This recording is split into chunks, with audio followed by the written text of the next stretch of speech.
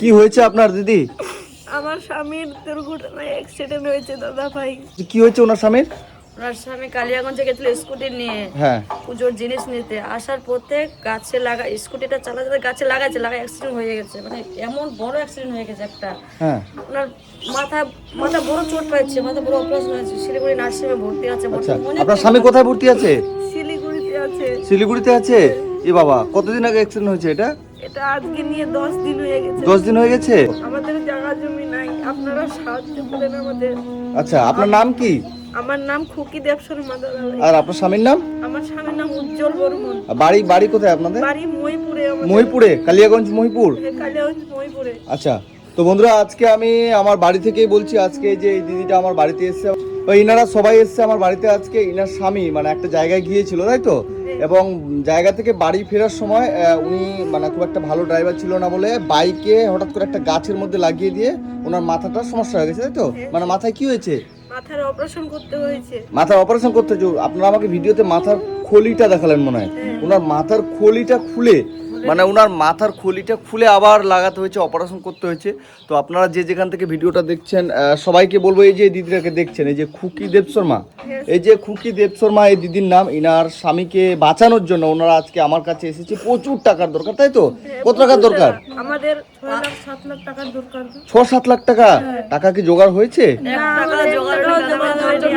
সাহায্য করেন দিদি ভাই, দাদা ভাই। মানে 1 টাকা জোগাড় হয়নি? তার জন্য এত দূর আসা আপনার কাছে একটা সাহায্যের জন্য। সবাই সাহায্য করেন আমাদের। আমার আমার ছোট্ট মেয়ে আছে। ছোট মেয়ে আছে? আচ্ছা, 3 বছরের মেয়ে। মেয়েটার বয়স কত? 3 বছর। 3 বছর। আর আপনার স্বামী এমনি লেবারি কাজ করতো? লেবারি কাজ করতো। আচ্ছা, এটা আপনার মেয়ে? এটা আমার মেয়ে। বাবু কি নাম তোমার? হ্যাঁ, ও অনুরাধা। আচ্ছা, বলছি তোমার বাবা কোথায় আছে? আমার বাবা অ্যাক্সিডেন্ট করে পড়ে গেছে। তোমার বাবার সাথে তুমি কথা বলেছো? কথা বলোনি? তোমার বাবা কথা বলতে পারে না এখন? আচ্ছা, তোমার বাবাকে তুমি ঠিক করতে চাও? তোমার বাবা বাড়ি আসুক? ও, তোমার বাবাকে তুমি মোবাইলে দেখছো?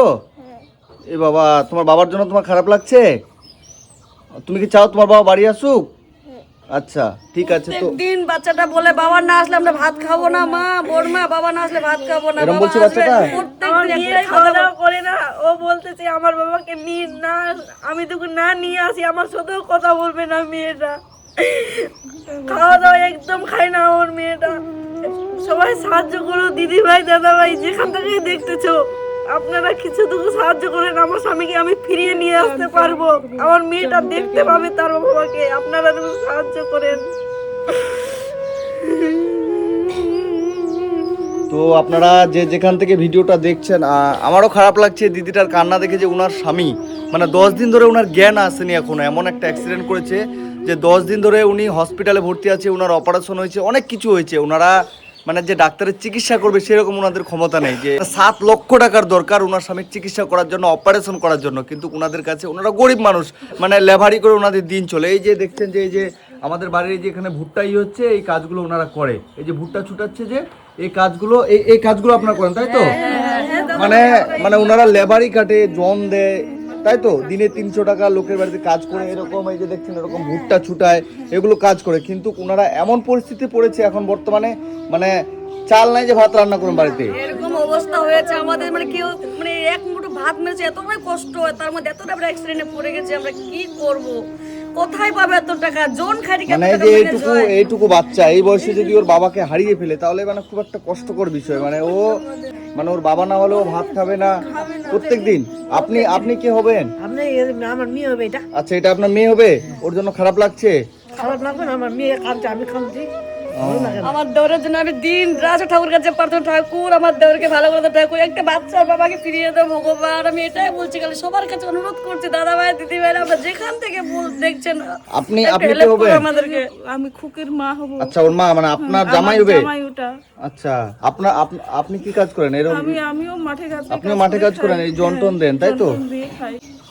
হ্যালো বন্ধুরা, আমি বাপ্পা খুশির ভান্ডার। আজকে এই যে দিদিটাকে দেখতে পাচ্ছেন, আমার বাড়িতে এসছে।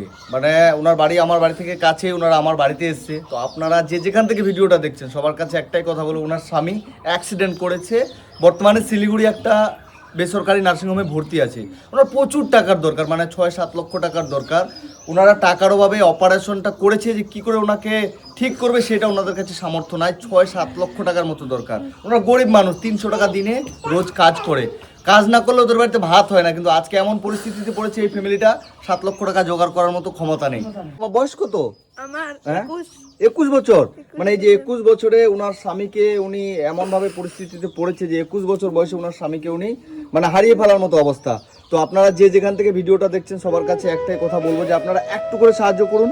এবং আপনারা আমার ভিডিও যারা দেখছেন, আমি এখান থেকে কিছু টাকা দিলাম, হ্যাঁ এই টাকাটা আমার যতটা ক্ষমতা আমি দিলাম। এবং তোমার ভিডিও যারা দেখছে সবাই তোমাকে হেল্প করবে, সবাই সাহায্য করবে। তুমি ভালো থেকেও, চিন্তা করো না, বেশি টেনশন করো না, তাহলে তুমি আবার যদি অসুস্থ হয়ে যাও তাহলে তোমার স্বামীকে আবার কে দেখবে, তাই না? আমার স্বামীকে আমি সুস্থ করে নিয়ে আসতে চাই, কারণ আমার মেয়েটা সবসময় কান্না করতেছে। ওর বাবাকে দেখুন না, আমি নিয়ে আসি, আমার সাথে কথা বলবে না, আর কোনোদিন কথা বলবে না মেয়েটা। মেয়েটা বলতেছে ওর বাবাকে না নিয়ে আসলে আমার সাথে কথা বলবে না। আপনারা সাহায্য করেন দিদি ভাই, দাদা ভাই, নাহলে আমার মেয়েটা আমার সাথে কথা বলবে না। তুমি কি বলছো বাবু? তোমার মায়ের সাথে তুমি কথা বলবে না? বাবাকে না নিয়ে আসলে তুমি কথা বলবে না? ই বাবা, একটু বাচ্চা এরকম বলছে। বাচ্চা বলতেছে ওর বাবার সাথেই থাকতো সবসময় নাকি? ওর বাবার সাথেই থাকতো, আমার সাথে বেশি থাকতো না। ওর বাবার সাথেই খেলতো, ওর বাবার সাথেই সব জায়গায় যাইতো, আমার সাথে কোনো জায়গায় যায় না।